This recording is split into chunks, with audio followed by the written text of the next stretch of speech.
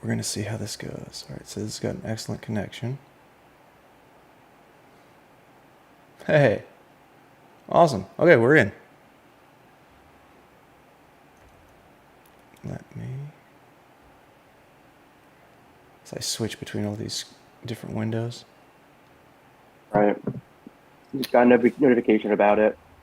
My reporter in the field has yet to verify, so we're waiting on her. Okay, sounds good.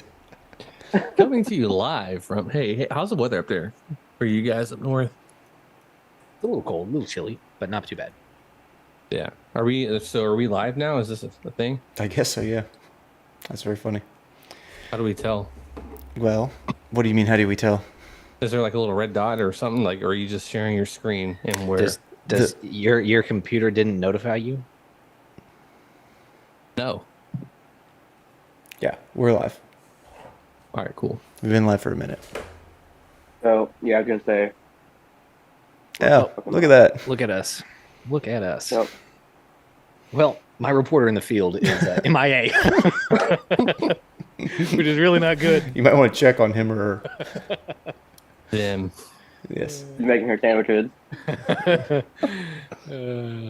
I'm sure that anyone who watches this live or later on in recorded fashion will instantly know that we're pros at this and definitely not our first time doing this.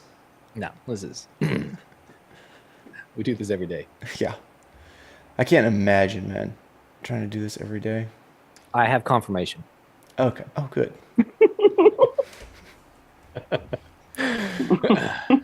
All right, so I'll go ahead and... All right, so we are a few minutes early. I guess we can kind of shoot the breeze for a second if people want to do that. How you doing today, Mike? Me? I'm okay. The dog is recovering from surgery, so that's a little stressful, but making it through. How about yourself, Sam? Doing all right. Yeah? Had to do a little work in the house and do some errands. Okay. But productive day. All good. All right. Kyle? It was I'm in the category of new dad, so I think I woke up at 2 p.m. today. Thanks to my wife, she let me sleep in. Nice. And took the kid for a ride. Took the kid and the dogs for a ride in the truck today. Shouldn't he be the one sleeping in, Kyle? Yeah. I was up all night with him though, so we kind of trade off. And I took the kid and the dog for a ride in the truck today. Yeah. No, I bottle feed him. Yeah. There's nothing coming out of Kyle wears like a fake breast in his chin. Well, let's hope not. No, you never know nowadays, so. All right. So, boys, I'm going to send you the link for the stream in our little thread we've got going on. Feel free to share it as you deem appropriate. I already have. Okay. Well, why didn't I get the black hat memo? Oh, I think we just kind of... Because you don't have one. I'm actually wearing yours right now, Franklin. Wait, did you really not have one? No. Kyle's wearing mine. Oh, okay. Oh, I see. I'm wearing his. I see. Okay. All right. Well, okay. Give us about another 90 seconds and we'll actually get going in earnest. We're just going to go over another 90 seconds. We'll give you your hat. We'll say, some Amazon shipping right there. Yeah, no kidding. They didn't pay us for that, by the way. He's in the other room. I don't think that the 3 people listening to our podcast are concerned that Amazon is sponsoring this show. Okay, let me go ahead and... Oh, let me send a chat, see if you can see it, Mike. Sure. I don't know what to say. Give this Can't say hello. shit a test.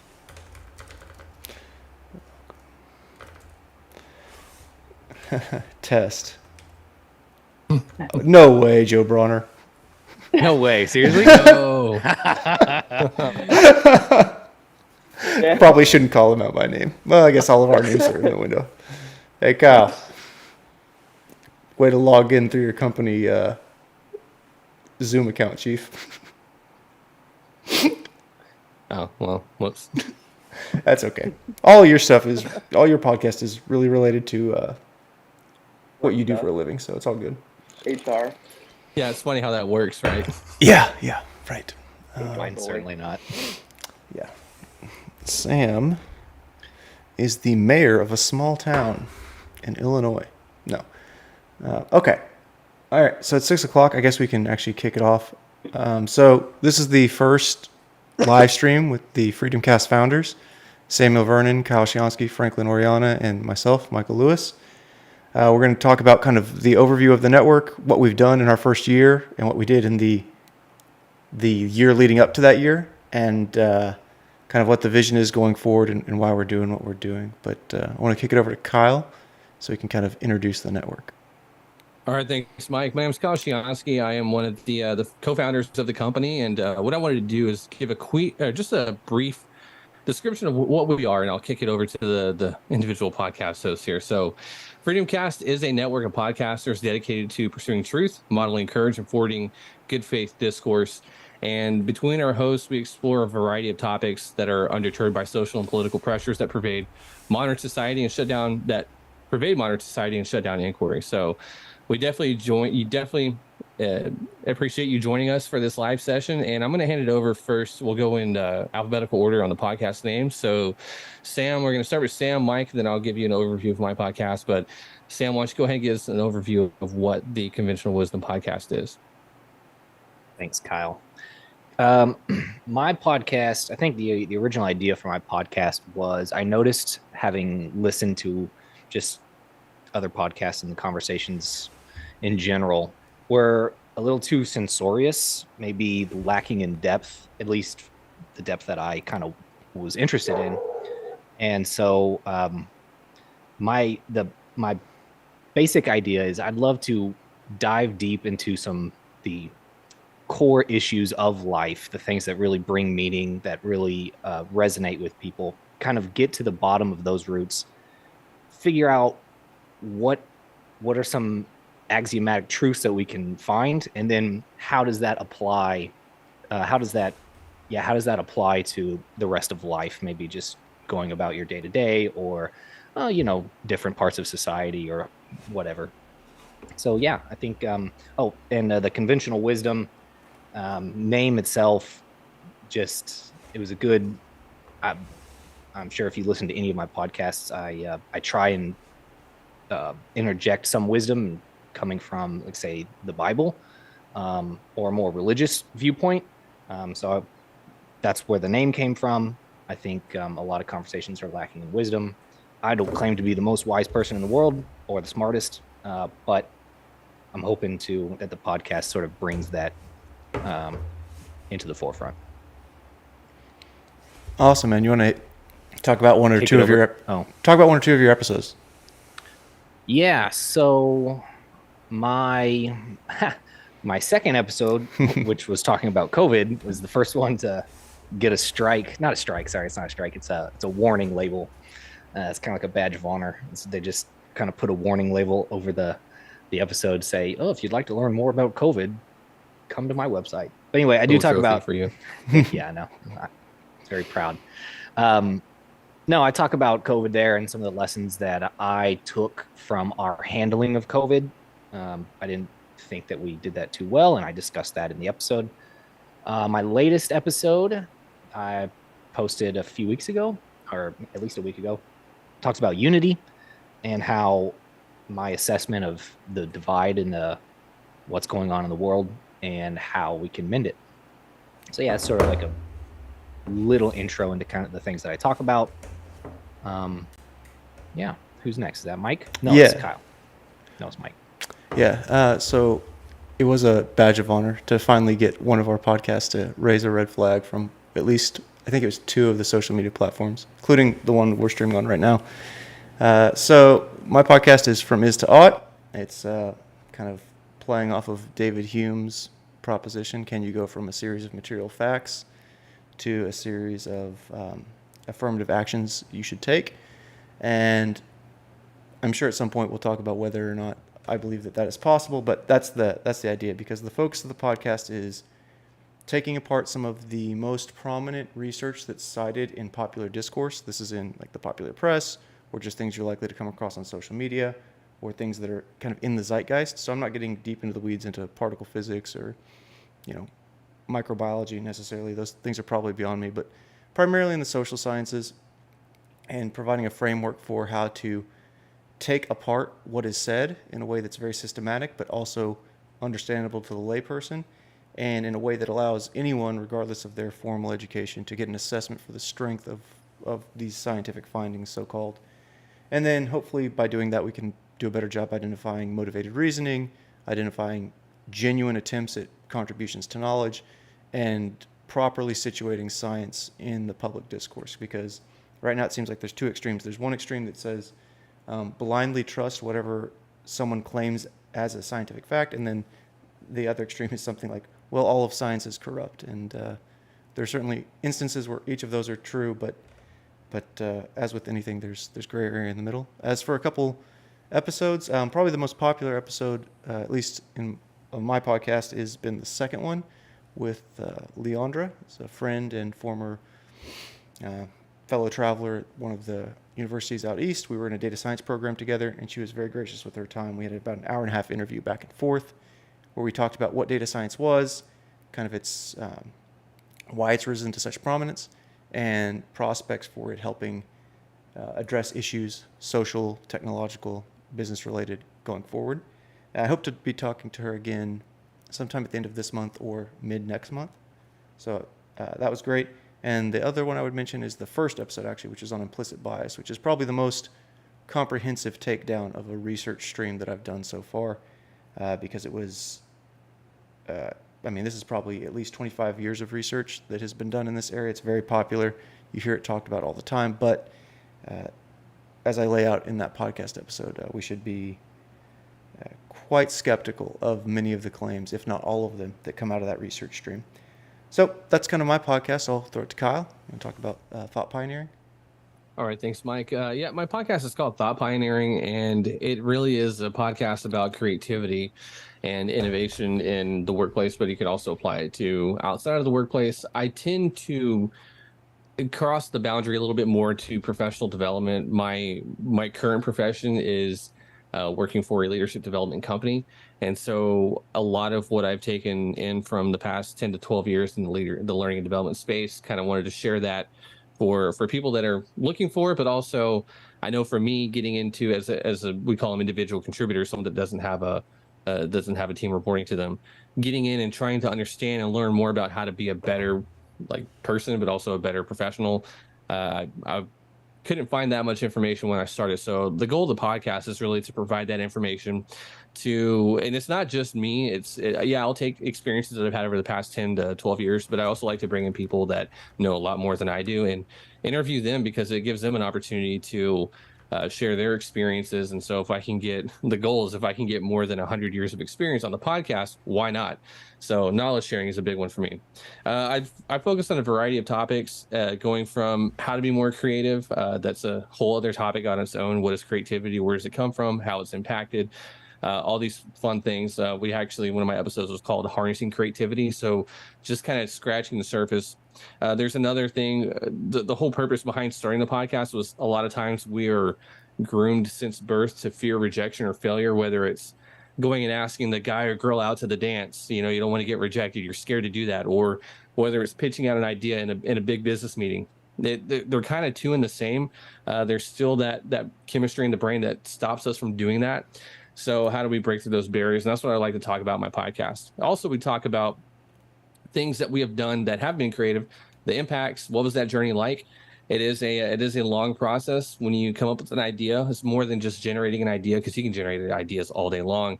It's selecting what idea is going to bring the most value and create the most value for the end user. So we'll be talking through a variety of topics like that. Some of the episodes that I've had previously, I've had about 6. I did a 3-part series on psychological safety where we really focused on the kind of the breakdown of what causes you to feel safe to bring up an idea in the working environment, and what can we do as individuals, but what do we do as teams, and what do leaders do to kind of diminish that safety, if you call it that safety environment, that environment of safety or whatever it may be. And then we talk about ways to how do we make that a little bit easier on people to say, hey, I have an idea, instead of just thinking I'm going to get rejected. Why should I even open my mouth? So that was a fun series. I talk a lot about failure. You'll hear me talk about that. And in my podcast, failure is like one of the critical parts of the innovative process. So if you're not failing, you're not trying hard enough. So I've always been a strong believer in that. It's what you do when you fail is what will determine how successful you really are. So you can fail and then say, you know what, that's it. I don't want to do it anymore. Or you can pick yourself up. You call it failing forward. Learn from your mistake or learn from the failure, and then do something different the next time. I think someone said was Albert Einstein, doing the same thing over and over again and expecting different results is insanity. So you definitely don't want to do that here at the Thought Pioneer podcast. I really thought you were going to quote, was it Rocky? It's not about how hard you can hit. I haven't watched enough of those, which is, I know Mike's probably like, well, we lived together for like 10 years. I guess I have to go back and rewatch them. So Very good. Thank you, Kyle. Fair enough. All right, so let's run through a quick bit of housekeeping on just the statistics of what we've done so far. So to date, we began putting out podcasts in February, the first couple, but we really began ramping up productions in May of this year. It's 2022. We have 14 episodes out across the network, and we should have 2 to 3 more before the end of the year. We're estimating that we're going to have 25 to 30 per year from our core 3 podcasts and another new one that we'll talk about a little bit later each year. So across the network, we should have somewhere between 25 and 30. We are on track to break 1,000 plays, which is not a lot for some people, but for us, in late January, we were at 0 and didn't know if this thing was going to work. We're pretty stoked about that. And we actually have some idea about kind of what content for each of us is hitting. So that's been exciting. So we're at just about 980 plays total across the network so far. What you got, Sam? And not only that, but less than a week ago or so, we were unable to do business legally. True. So that How far we've come. Yes. So we got incorporated in the States, and then part of a learning curve, just filing the right forms. We were shortly disbarred from doing business, thanks to our silent partner Franklin, who will speak to us a little bit for getting. So if you bought any merch, just we'll leave it there. Yeah. During that time period, it was a donation, not a business. We were just transaction. not allowed to do business in the state of Texas. Every other state we were okay, but Texas wasn't welcoming. Yeah. Well, the Lone Star State got their forms and got their small fee, and so many thanks to Franklin and the parties he worked with to get that pushed through. Sam, just really quickly want to give you a shout out. Brendan is giving you a shout out in the chat, and he wants Brendan? He wants to know what we're talking about. So we're just going over the network overview and kind of going to be shooting the breeze here in about 10 to 15 minutes. The last thing I kind of want to talk about on the statistics front is we're on pretty much every major social media platform. I don't think we're on Truth Social, but everything else we're pretty much on. Facebook, we're probably least active on. Our main ways to interact with us are through our locals page. That's freedomcast.locals.com. We're going to have a whole bunch of free and premium content and information there.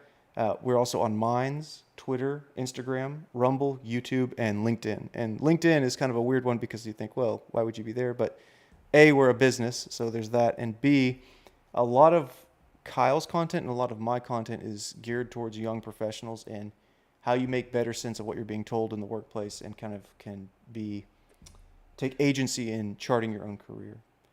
So with that in mind, I want to talk a little bit about the business model. We're kind of community focused, and we're emphasizing organic growth. We don't care so much about the rate. We all have at least one real full-time job other than this.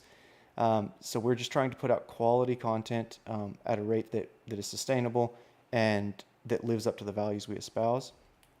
Our primary way that we are supported is through our locals page. Again, that's freedomcast.locals.com.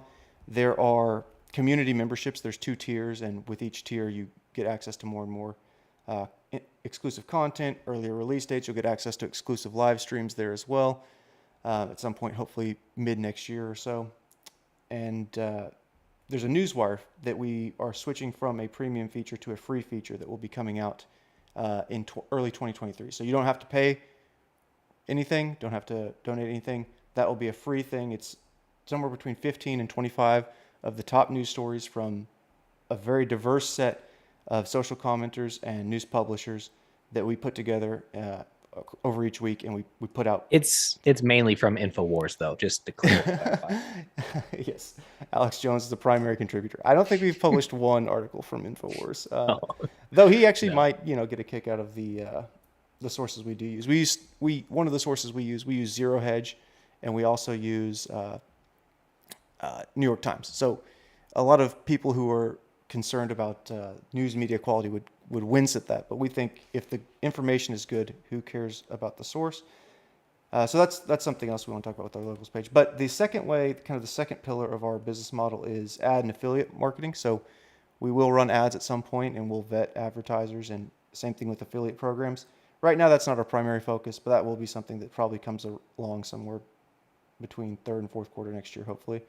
And lastly, this is the part we're most excited about, is we actually, because we believe earnestly in the freedom of speech, we've tried to set up a company that can monetize that and make it set up a system of mutually beneficial incentives such that others who share that vision and have some unique insight or some unique narrative that they want to share with the world, they can join our network, and essentially they come up with their own idea for a podcast, send us an email, and by the way, you can find our email on the contact us page of our website.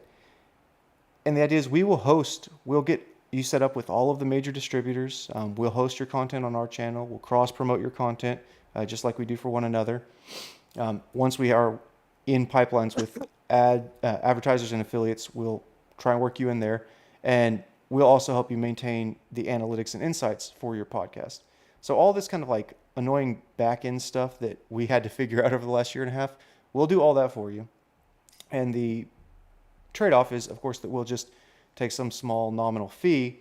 And we believe that if we're judicious and deliberative in how we expand our network and the podcasts we bring in, that will add to the value of the brand, not be any sort of competitive, cannibalism that other networks worry about.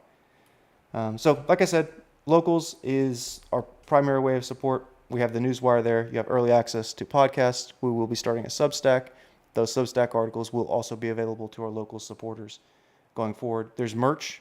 We have a Teespring store, and we're also going to be partnering with a small business here in Texas to get some of the merchandise met. So our supporters will get a free coffee mug and potentially a free T-shirt for the premium supporters. So just want to throw that out there as well. Lastly, I kind of want to talk about the future content that people have going forward, and then we'll wrap up with kind of what I think is a pretty cool announcement. Again, we're kind of values-based as an organization. So I want to talk about each one of us go around and mention one future episode that you hope to talk to or discuss next year. And I guess I'll start. So I hope to do a series on fake news research and talk to some of the major researchers on fake news, both in academia as well as industry, the NGOs who kind of advocate for disinformation, misinformation, moderation on social media, and the journalists who do so. For those who don't know, I'm a PhD student studying fake news on digital platforms, and I take a very different approach than most of the academics do. And I think it'd be fascinating to get their perspectives on what the research findings have to say about the issue, but also where the remaining what remaining goals we have to knock down as people scientifically investigating the problem.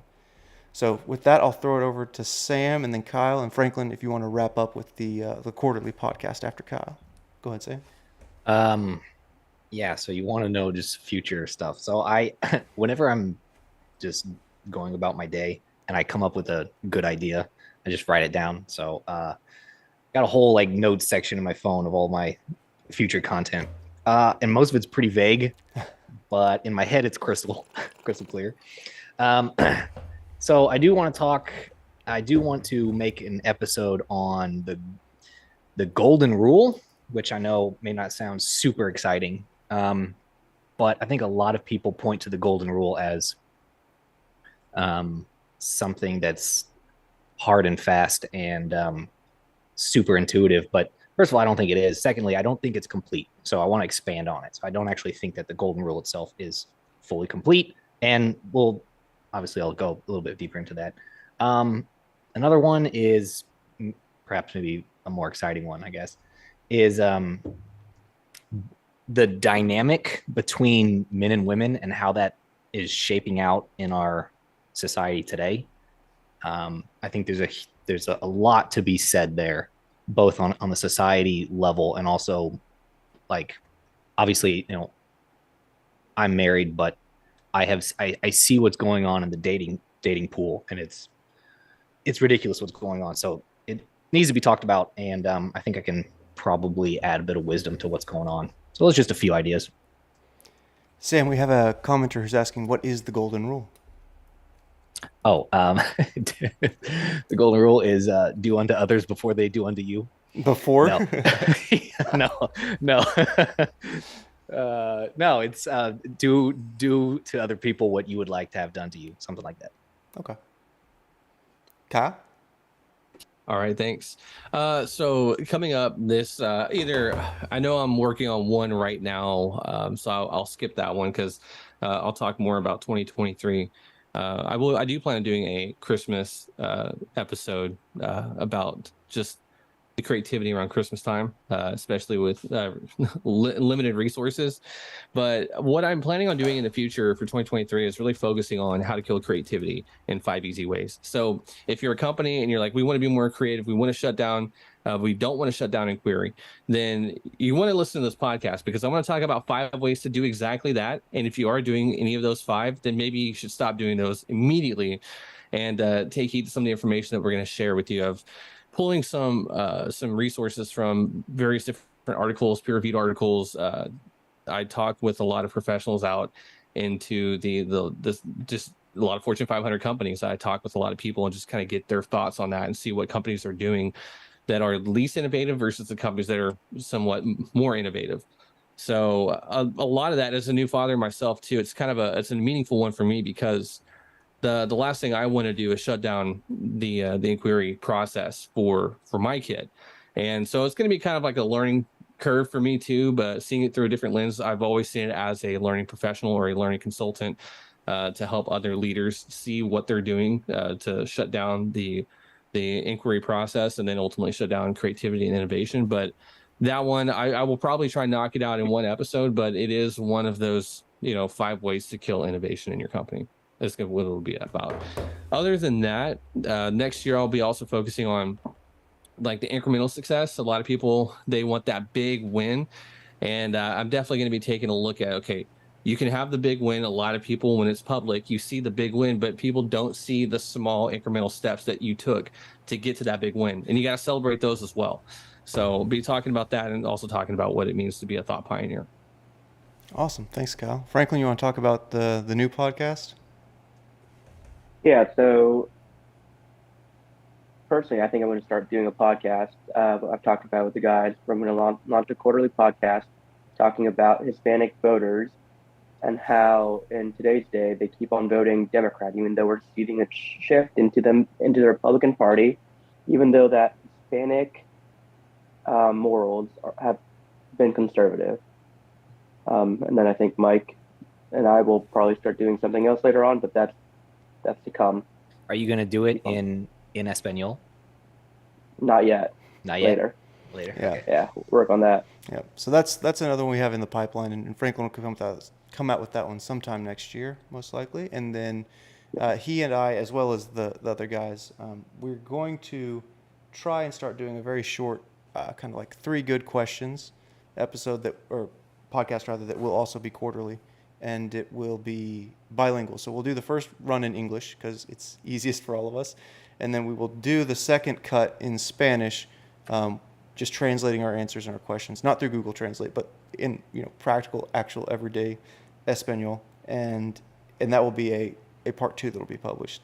We're trying to definitely reach a broader audience, a more diverse audience, but also kind of reach into communities that maybe some of the content we currently put out isn't particularly accessible or interesting to. All right. So thanks, gentlemen. So I mentioned before that we're kind of values-based. Honesty, courage, and wisdom are the key tenets of the company. One thing I also mentioned is that we also all have other, real big boy jobs. And so this isn't a primary source of income for us. This is more of a passion project, and we hope that fellow travelers will seek us out and join us on this mission.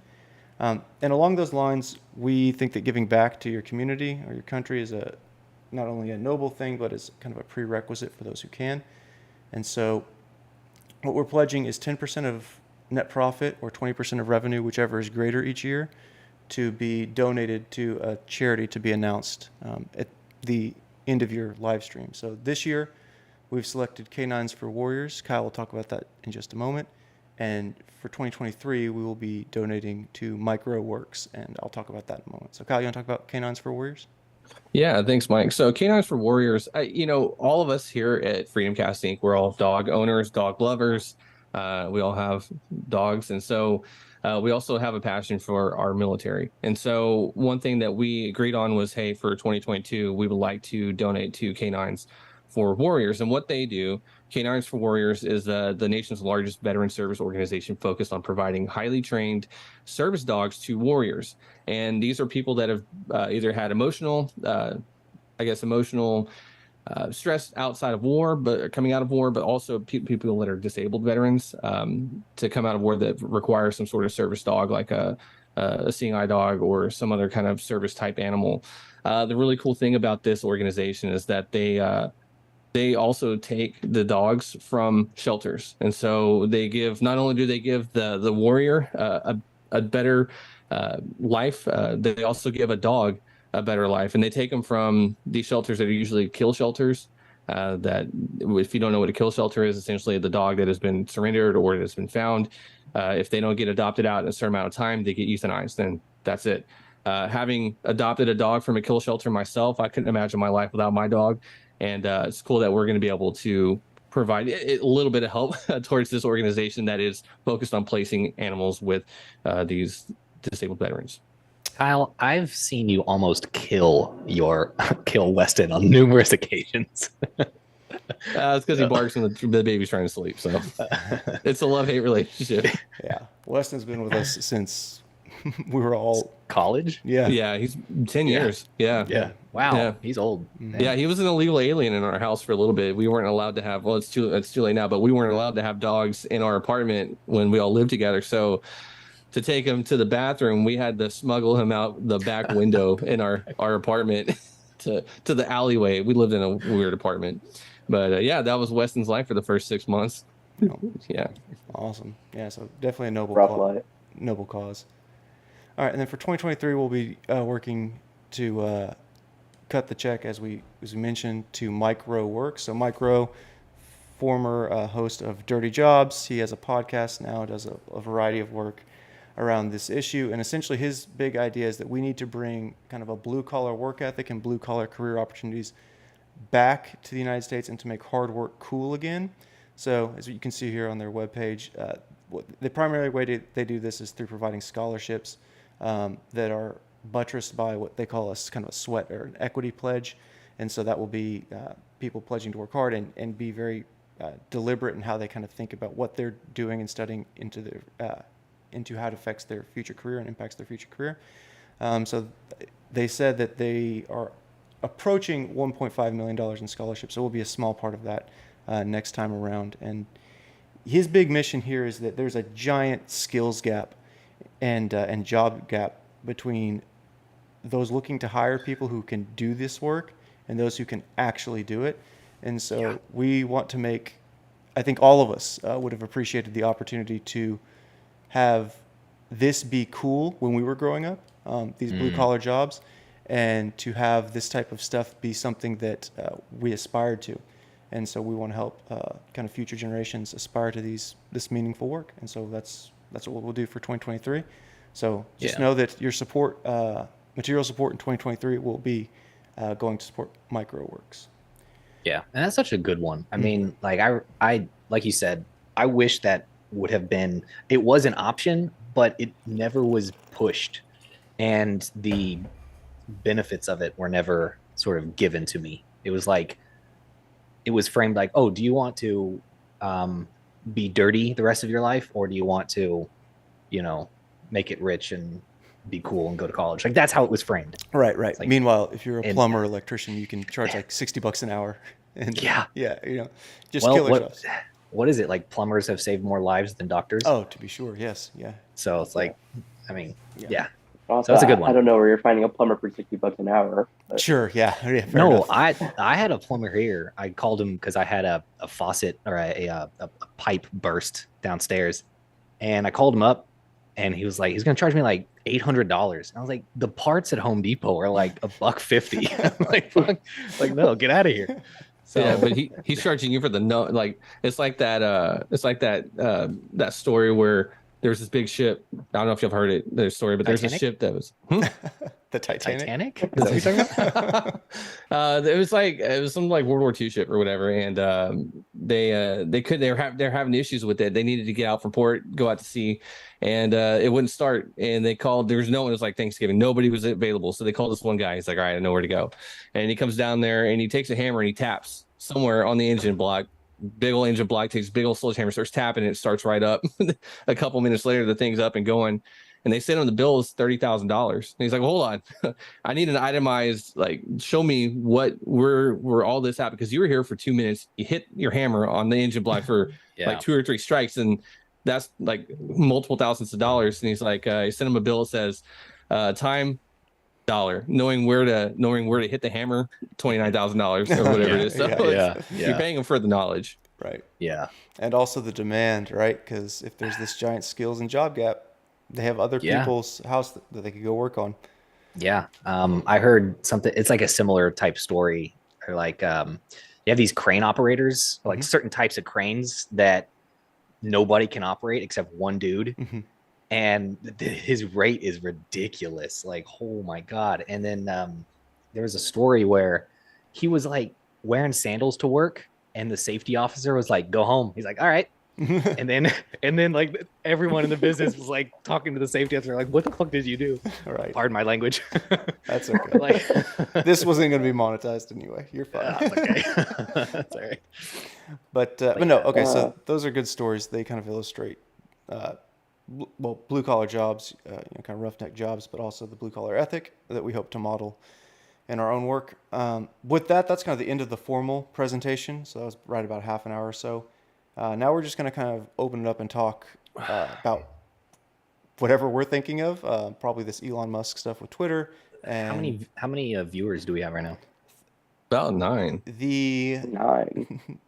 It says 10 concurrent viewers, but it's been fluctuating between 9 and 15 throughout. So anywhere from 10 to 1,000. So yeah. We're anywhere in there. So feel Could free be on the low end. If anyone's got any questions for us, just drop them in. We'll be happy to answer them. Otherwise, we're just going to kind of banter back and forth. The recorded version of this live stream will be available on YouTube, Rumble, and Locals by the end of this weekend. So what do we want to start by talking about? Well, you said stuff about Elon Musk and Twitter. You talked about the recent announcement yesterday.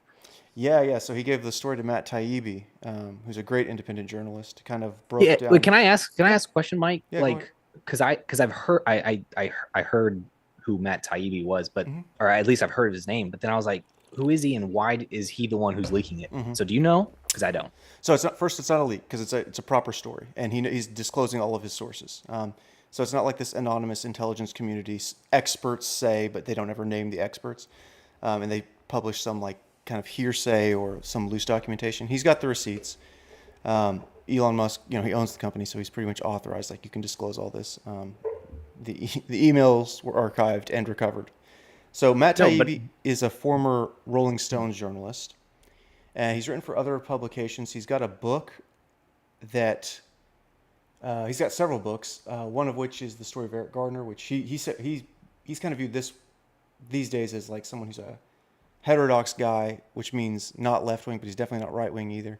He's a true blood liberal and probably more progressive. But he wrote this book about Eric Garner. He says he recommends all Republicans read it because it's like the good aspect of the Black Lives Matter movement, lowercase b, lowercase l, lowercase m, is kind of embodied in the Eric Garner story. So I think that's probably some advice that conservatives could take. But what the left can take from Matt Taibbi is he's relentless in his defense of free speech.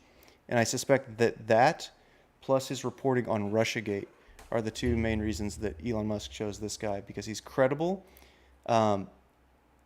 He's not some right-wing hack who's just going to like put out whatever's convenient. He's credible, he's careful, and he's uniquely situated. He's now working Substack. He's now an independent journalist, and so he's putting out these reports. Okay, so yeah, Musk gave this to him, like chose him and just decided to give it to him, right? Mm-hmm. Okay, yeah. Because I was like, he doesn't work for Twitter. Like, I didn't understand. No, not that I'm aware of.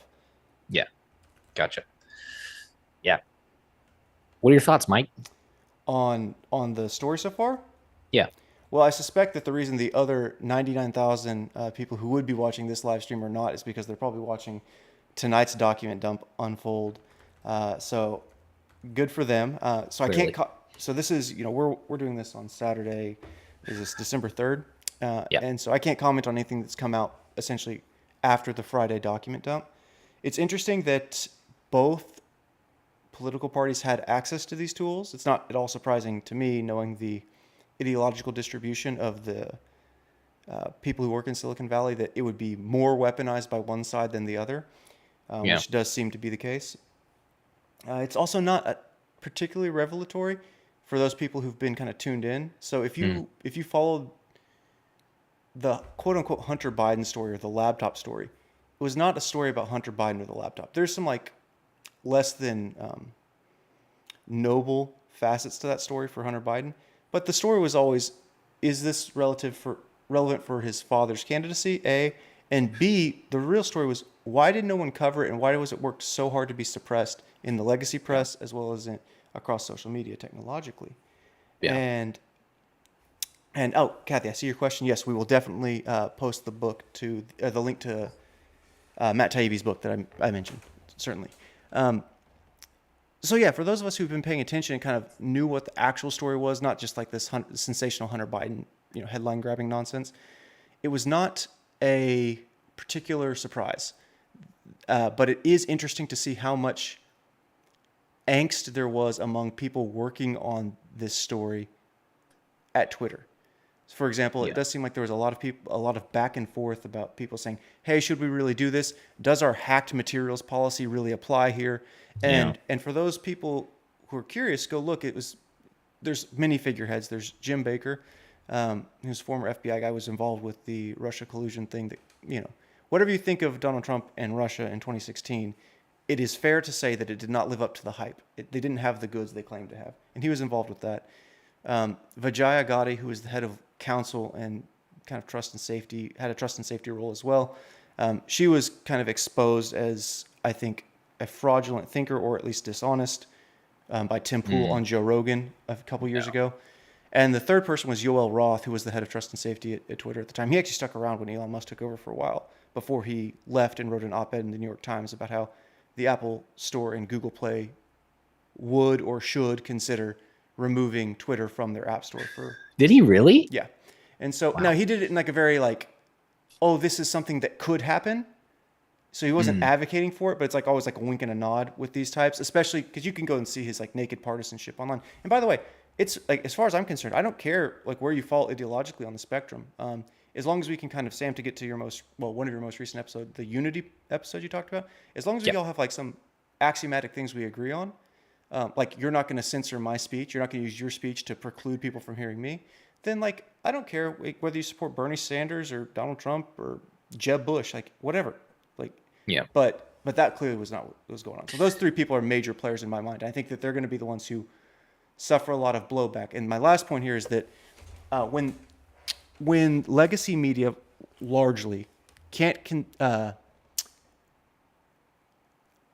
when there's an inconvenient story that comes out, what they will do is they will reframe it and they'll try and add context to make it look like some party is overreacting to this news, or that this news isn't really as newsworthy as other people are claiming it to be. And when evidence comes out that is so strong they can't even do that, what they'll choose to do is ignore it. And so this is, I think, objectively, if not front page news, this is leading news for every news organization. And as far as I can tell, a plurality, and likely a majority of them, have nothing to say on this except for the fact, oh, well, it's a Hunter Biden laptop story. It's like, it was never a Hunter Biden laptop story. It was actually an indictment of you and your pro-censorship colleagues. So those are my thoughts. And I probably just did a lot of damage for all the people I'm going to invite to come talk about fake news next year. But I mean, I'm happy to talk at any depth you'd like about this. And if you think I'm wrong, like tell me why. And we can move past it. It's no big deal. I'm happy to update my beliefs, but I've looked at the evidence pretty strongly, and on the research side of things, I'm familiar with all your works and impressed by a lot of them. I'd like to talk about it, but yeah, I was gonna say, you had mentioned it's not really that surprising. Like as it was coming out and I was hearing about it, I was like, yeah, okay, we all knew it. That's a lot of people knew it. Sort of in the back of our heads, like, yeah, this is more than likely going to come out. But I don't think. I mean, okay, so I'll just pose the question because I don't think there will be a ton of actual repercussions for this. Mhm. What do you think there will be? Like there will be like hearings and like actual justice that gets served? Because I don't think so. I don't know, man. I mean, I do think that one thing that I don't think any of us here are naked partisans. We all have, I think, mixed beliefs on a few things, but probably the general tenor of the four of us is lean conservative. But I don't think any of us are very impressed with like the Republican Party, let's say, or have like any faith that they're like super competent and can handle this issue with the technical know-how and nuance it deserves. So yeah, there'll probably be some sensational headlines that come out of a few congressional hearings, but unless there's a smoking gun, and they're probably, well, I shouldn't say that. There might be, and it might not even be related to politics. It might be related more to like child exploitation that comes out later. That stuff might actually move the needle, because there's no reason for anyone in any political party to try and make excuses for people who covered up for that. And by the way, I'm not saying that they did cover up for that, but there are people who are involved in advocacy in this space who say that the old management at Twitter took a very light touch, let's say, with this type of material. Yeah, and I was one of the things that if you read like one of the threads, one of his numbered threads that come down, it was like, yeah, I think it was towards the beginning. What was it?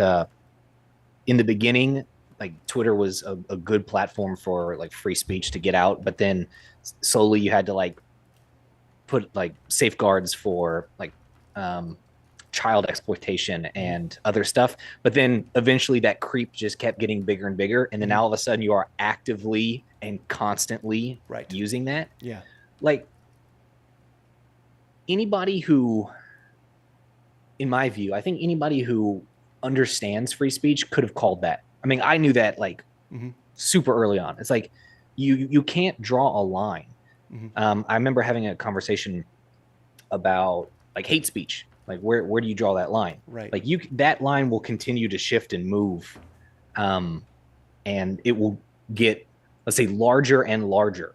I guess the circle that you're circling around hate speech is going to get larger and larger, and pretty soon, yeah, you're kind of, if you're the one that's got your finger on the button, you've got a insurmountable task that eventually you're going to have to be monitoring everything, and that's not good. Sure. So a lot of people could have called that. I'm surprised. Maybe I'm not surprised, but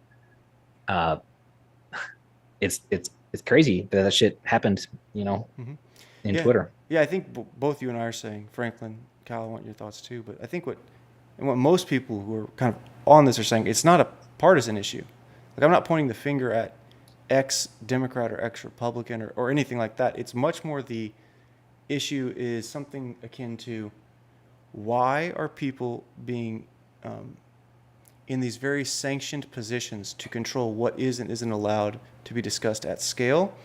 And even more than that, like you talk about, this thing evolves over time. So you're increasingly doing this more and more and in more and more contexts, but you're also having to make up new rules and policies because people people doing good journalism, even if it's inconvenient, are coming out with stuff. People who have totally benign, obvious things to say, you're having to come up with ways to censor them or find ways for them to violate your policies so that you have the pretext to censor them. And what they're developing is an unfalsifiable grading rubric that is ideologically slanted. And it's not that it's slanted in a partisan manner, though there is a correlation there, but it's just this pernicious thing. And it's like, okay, well, if you have this digital public square, it seems inappropriate to do that, and at least dishonest. Kyle, what do you think? Yeah, I mean, so I'm not as educated on like the political stuff as I guess I should be, but I know the impacts it has on our professional lives. Sometimes you do feel like you can't speak up, And that's where a lot of times that's where I come from too. Is you're in a room, but you feel like you're kind of suppressed because the idea that you may have, like, oh well, that's your political affiliation, that's whatever it may be, whether it be I'm a white male or whatever it is. It's one of those things to where, and that's where I kind of I tied in that psychological safety component of, do I really feel like I can be myself in the workplace? And which is hilarious because back in the day, they would have thought it was flipped. But now they've gone so hard one way, and it's just kind of flipped the script on everyone. It's just like, well, you're doing the exact thing that you set out to eliminate. And so, yeah, it's a good point. Yeah, and I mean, Matt, I think his goal isn't to point the finger, like you guys said. Mm-hmm. It's just to bring awareness to this.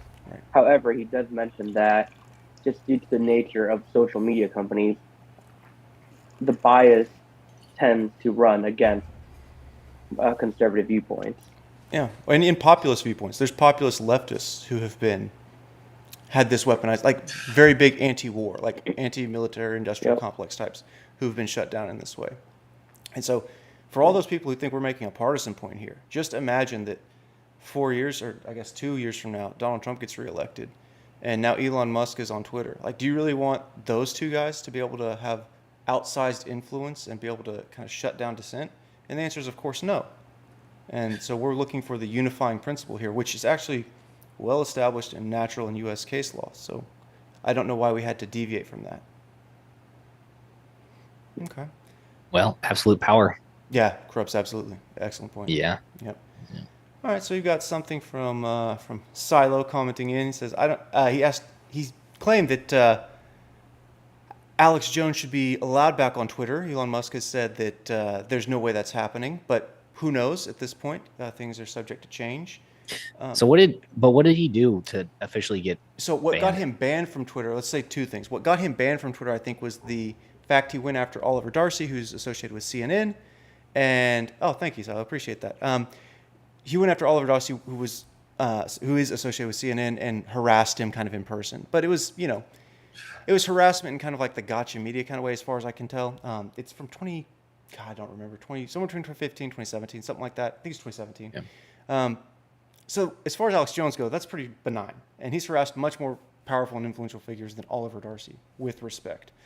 But it was exactly, Silo. It was all pretext for the Sandy Hook stuff, which he clearly, we've already sworn, but let's just say that he didn't do a good job factually reporting what happened, even though for a couple of years, he didn't believe the false flag narrative, and then he pushed it, which is terrible. By the way, if this thing ever had a chance to be monetized, we just mentioned Sandy Hook and false flag.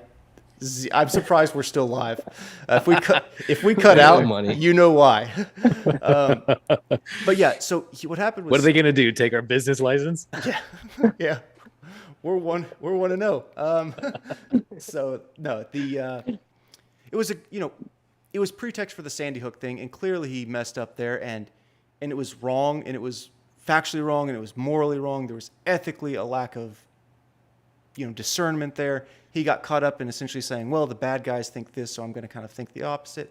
And it instigated this like cascade of bans across multiple platforms. And Twitter was actually one of the ones that held out the longest, if I recall correctly. But that's kind of what happened and what led to it. Was it funny to see? It was funny for me to see Alex Jones like being sane and rational and distancing himself from the crazy Kanye West in the room. Like, I thought that was very funny. Yeah, that was very funny.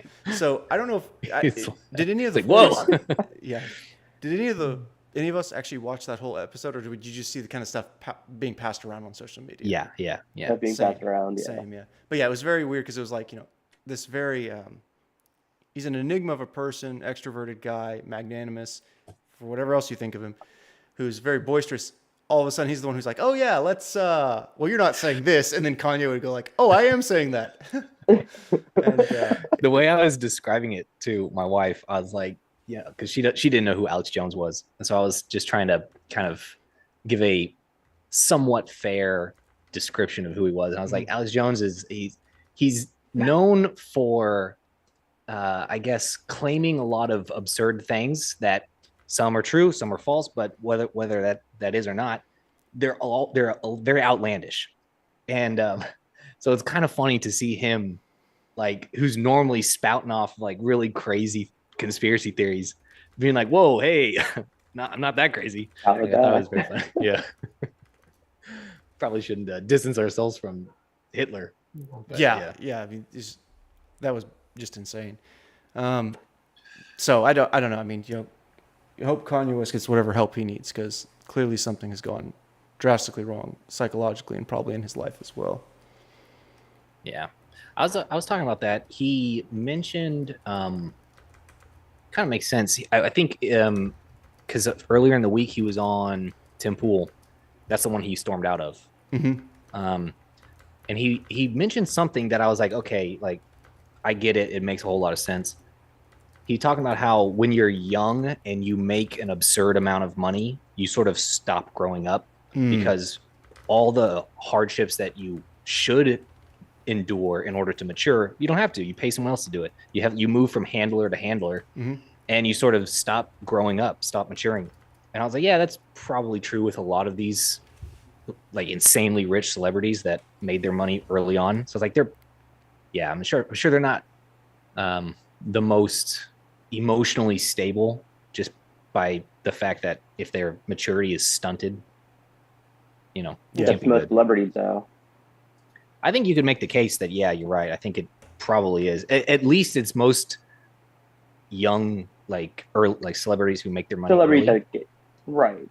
Yeah. I mean, especially children celebrities. Oh yeah.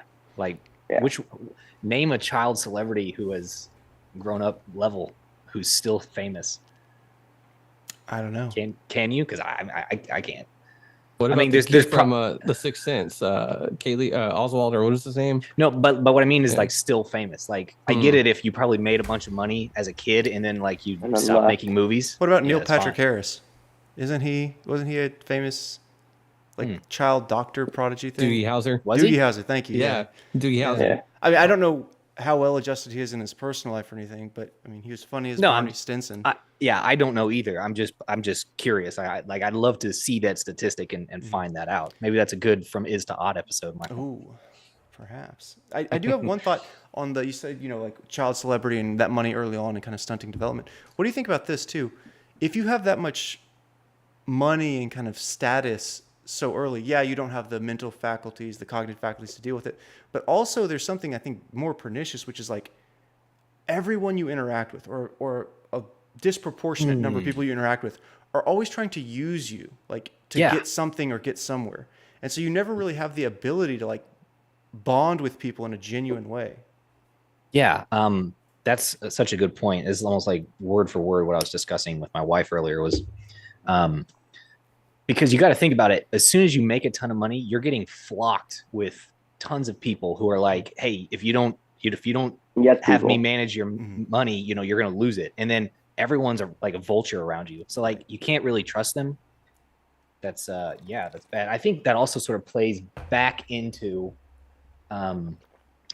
the reason why we all kind of think micro works is such a good like cause, because if you're actually a hard worker and trying to make your money, I guess, well, there's nothing wrong with making a ton of money early on, but there is something to say about those people who make their money and then sort of outsource all of their hard work to other people instead of doing it themselves, having that sort of blue collar mentality. So there's something to be said there. It really comes down to like what I think about is like life skills too. I mean, Mike and I can go back and forth on the technical versus the soft skills all day long, but when it comes to like the hard skills, like what's going to keep you alive? Back in the day, there was hunting, gathering, and someone else could know how to cook the food, prepare the food so you don't die from like dysentery or whatever. So those are like all the life skills that I see. And if I go off that scenario, say I paid for that, I always paid for somebody to do that. What happened when that person got offered a better job somewhere else, and I no longer had food that was gathered for me, cooked for me, prepared for me, and I had to do it all on my own? I'm probably going to fail. And so I see it nowadays too. I saw it really came to fruition in my life when I owned my first home. still own my first home. I'm not like some. I don't Okay, have like money multiple homes. bags. We got our home, and we got one of those. My wife and I joke we couldn't afford the neighborhood, but we could afford the house because it's been on the market for like 250 days. This is back 2019 before the market was ramping up. And it had a lot of things wrong with it, but we were able to do a lot of the work, most of the work ourselves, stretch our dollar a little bit further, and build a lot of equity very quickly. And so I attribute those to just my upbringing. Well, there was always, and I think part of that is also my ability to be creative. Is there was never really an option to pay for somebody to fix the sink or to fix, I fell through the ceiling once. So it was more of like, hey, we're going to do this ourselves. I know if my mom's listening, she's probably going to laugh at that one, but yeah, I got in a lot of trouble, but it was always one of those things where if something went wrong, we're going to fix it. It may not be perfect. And, the truck that we drove growing up as kids, it rattled a lot. We actually called it the rattle trap. The top was a blazer. It was held down by vice grips. And when the fiberglass would break on the vice grip, we moved the vice grip over 6 inches, clamp it back down. Hey, there you go. Because the whole thing was rusted out. Right. But we were creative in how we did things. And so I think a lot of that part of my upbringing, learning all these things, learning how to build. I know for one, I know all of us on this channel here, this network, we all know how to change our oil. And we know the difference between transmission fluid and oil and where they all go. So Kyle, tell me, have you used that creativity ever before in your lifetime to repair, say, bullet holes in the ceiling? Yeah, actually. Now, if your mom's watching, she's gonna have questions for sure. Also, shout out to them. Yeah, it was so good they didn't even know until we moved out. Yeah. Such a good job. Shout out to the moms, our moms, because some of the first supporters of the network were the moms, were and are our moms. So much love there. Yeah. You know what else I was gonna say? Going back to the making money early and then sort of seeing them go crazy. Manziel, we're all from A&M, so it's like you watch this guy who had such incredible talent. I mean, he had it all. He came from and he came from money also. Oh, that is true. Like it's not like his parents were struggling. But do you think the fame though?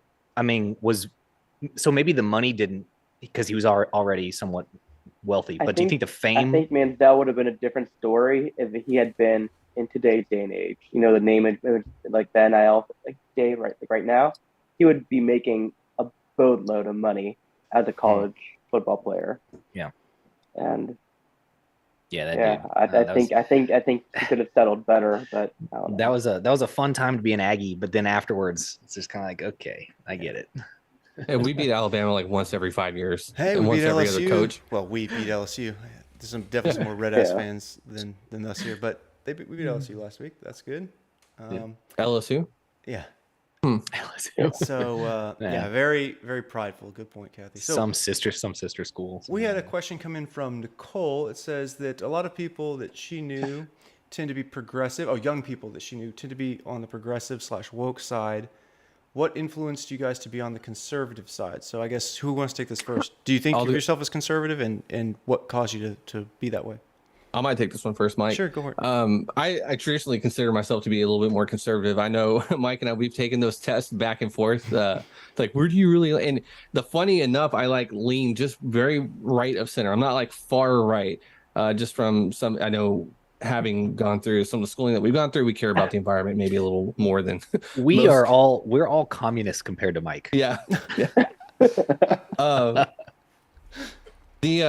For me, I think when I started paying the bills the first time, and I understood what the hard work really was, and I think what it was is like, oh shoot, I worked so hard, and Mike, Sam, you're probably around for that for the most part. I worked like 4 or 5 jobs in college. And I think when I started working when I was 15, my mom said, once you start, you'll never stop. And I was like, okay, whatever. That's true. So I haven't stopped working since I was 15, and I haven't really gone without a job, even though when I took said I'm going to finish college, I even kept one job. So it was one of those things to where you work hard, you see that money go out, but then you see what it's being put towards.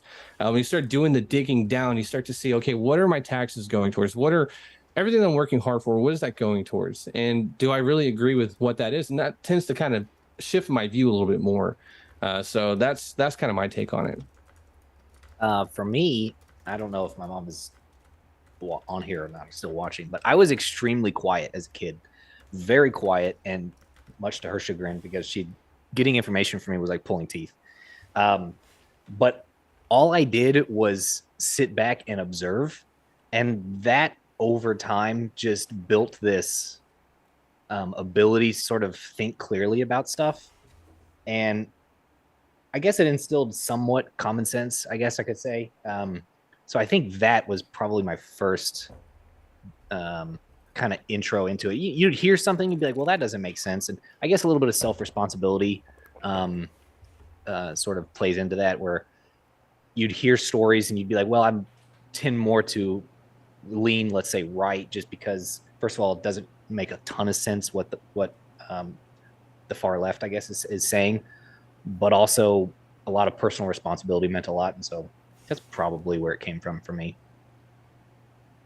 Do you view it, Sam, is that more of like a temperamental conservatism, or is it a political conservatism?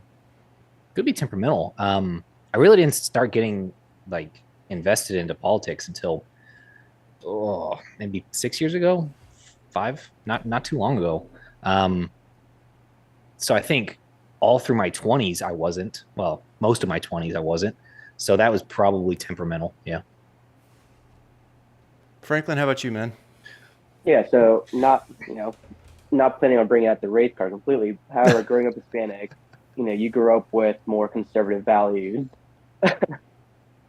So that's where it all started. We have family. It's Latinx. Yeah, it's Latinx. Sorry. You bigot. So growing up with pinks, I grew up with conservative values, and in the last 5-6 years, just seeing where the world is going and where I want to be in life, it just really makes you think about everything, and it just positions me to where I want to be a conservative. Honestly, most democratic ideas don't make sense to me, and that's just it. They just don't make sense. And I will say there's probably a tendency for people who maybe lean more to the left, let's say, than the average of the four of us, to say, well, you just haven't had them articulated well to you, Franklin. And perhaps that's the case. But Franklin lives pretty much in D.C., and a lot of his friends are of that stripe. They are. So perhaps, maybe some more kind of, what would you call it, blue dog liberal ideas would be more compelling than kind of the more progressive age that our generation and the generation after us seem to espouse. I view myself as kind of temperamentally conservative, but politically, I have certain positions that align more with the Republican Party, certain positions align more with the Democratic Party, and that's, I don't think that the thing to optimize for is being in the middle. I don't think that that's where the truth or the good lies, but some things make sense to me as articulated by, what would be called probably Republican public policy, and some things make more sense as articulated by Democratic public policy. But I think temperamentally I'm pretty conservative, but I force myself to read a lot of academic papers, which most people are just wise to avoid. But that forces me to try and encounter ideas that I'm likely to disagree with on a pretty regular basis. Why is it wise to avoid that, Mike? Because it's just not a very good use of time. Even for someone who's done it for a while, it takes a long time. And if you want to take the paper seriously, not just jump to a conclusion, you have to put yourself in the position of the researcher, like saying, okay, well, if these are actually the questions they're investigating, and this is actually how they went about investigating it, how credibly have they done so, and really try and steelman that case. So it's a good exercise, let's say, but it's not a particularly good use of time. It's not efficient, and you can do it in other ways too. Better way to do it is just have conversations with people with whom you disagree. That's probably the best thing to do. Yeah. Well, that's about every night with my wife. So, no, I'm just kidding. Only joking. I love you, Nicole. Okay, so we have a comment here from Joe. It says he actually had a couple comments. He said he's not sure he completely agrees with the whole hard work mentality thing because it doesn't necessarily conceptualize scale for a problem. Like you can't just put a little elbow grease in and kind of address some of the larger problems, and that there might be new ways of doing things that come up. Kyle, maybe this is a good question for you. new ways of doing things that come up. And so, this whole kind of like work smarter, not harder, embracing kind of the new way of doing things that seem to be more effective or more efficient.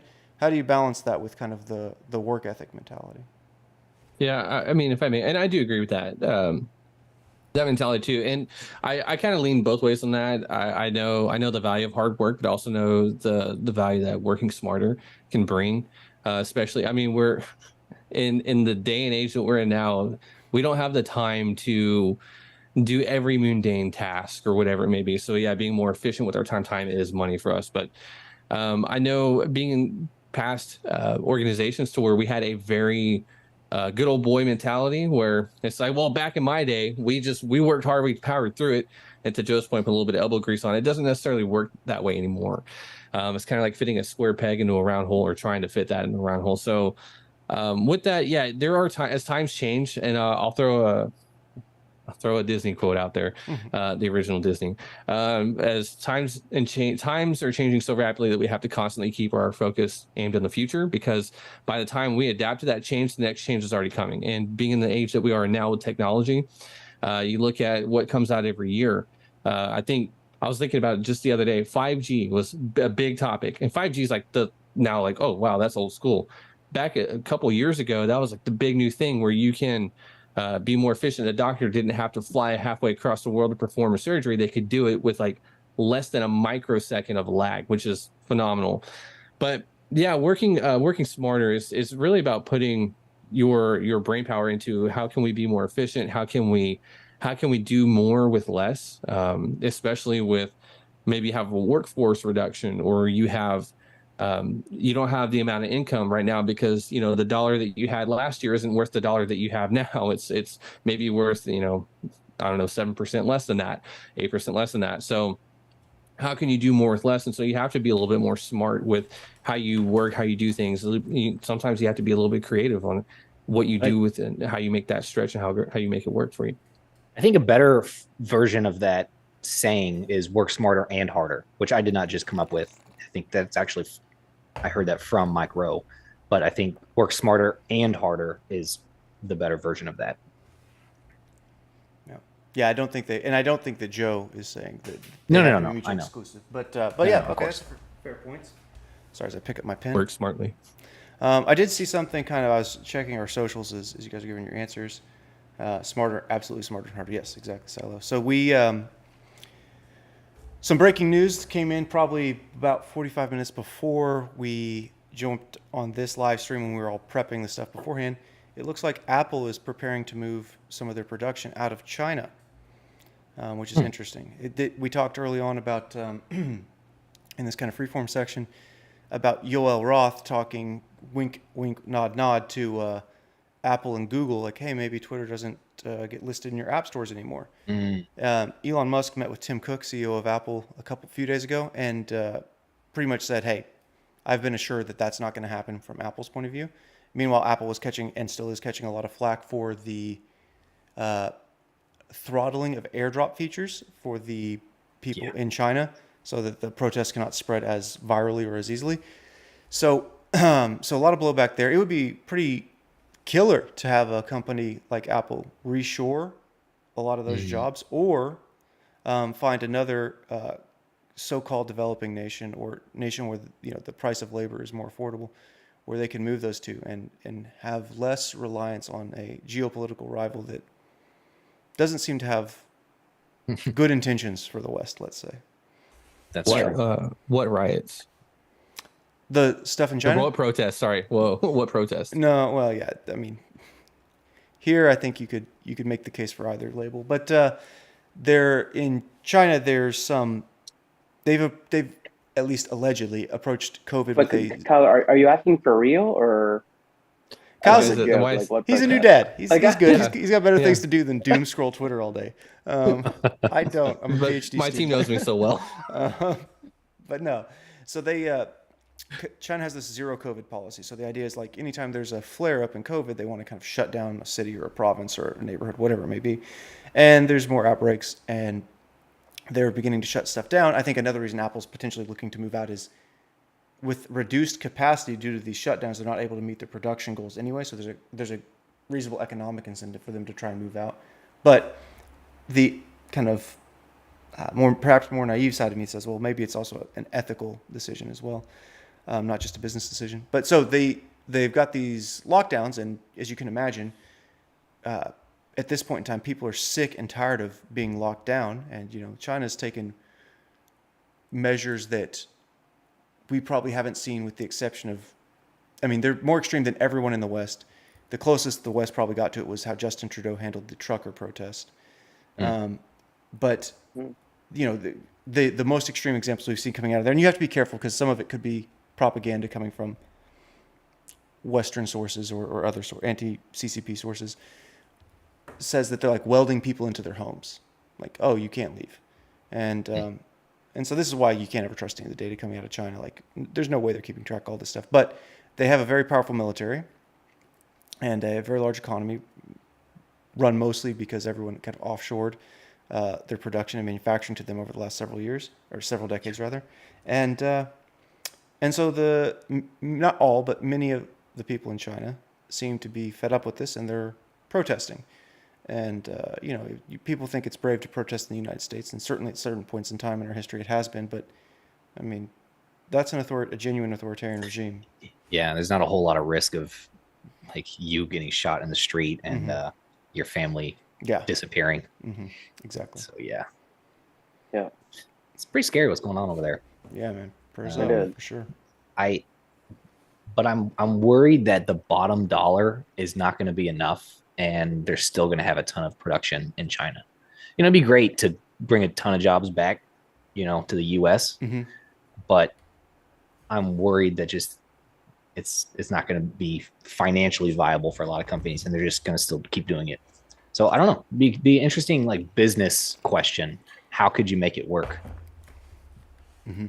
I think what's scary about China, besides the fact that they own our production, is their Belt and Roads program. Them building infrastructure in so many other developing countries in Central America, Africa. We know that Huawei, which is a state-owned electronics company, we know that the CCP has access to all the data that gets moved through their networks.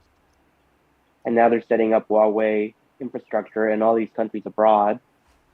So, they're doing it for free, quote unquote. Yeah. What are the odds they don't have like a backdoor into those systems? Yeah. They do. We all know they do. Yeah. And by the way, this is, it's terrible and obviously violates all sorts of individual rights, but also I don't think any of us are so naive as to think that like mass surveillance doesn't happen domestically in the United States as well. It's a little bit different because at least we like to fancy ourselves morally above that, but there's a track record of that, and some of the worst people, who will come out and say that, for example, Mike Taibbi is running kind of misinformation or propaganda or selective information for Elon Musk, are some of the same people who will trust intelligence officials, former intelligence leaders who lied under oath to Congress, which is a crime. Like, it just is, and nothing happened to these people. They moved from they have their pension, which we're all paying for with our tax dollars, and now they have cushy jobs at these very elite media institutions where they cannot be or people can criticize them, but then you just get labeled some sort of like domestic extremist or whatever, which is, to be sure, domestic extremists probably feel that same way too, but that's not what makes them domestic extremists. That makes them observers of a pattern. Okay. Yeah. Well, gentlemen, any other hot topics we wish to discuss before we adjourn for the evening? Kyle, what's new in your life? Well, besides the kid, I'm just kind of curious. It's kind of like way off script, but does it feel like this year Christmas came a lot faster than in years past, even faster than COVID? We're definitely not monetized now. No, not in that sense. Faster than the year of the COVID. Yeah. I know in 2020 we could not wait to put up Christmas stuff. This year, we're living in a simulation, Kyle.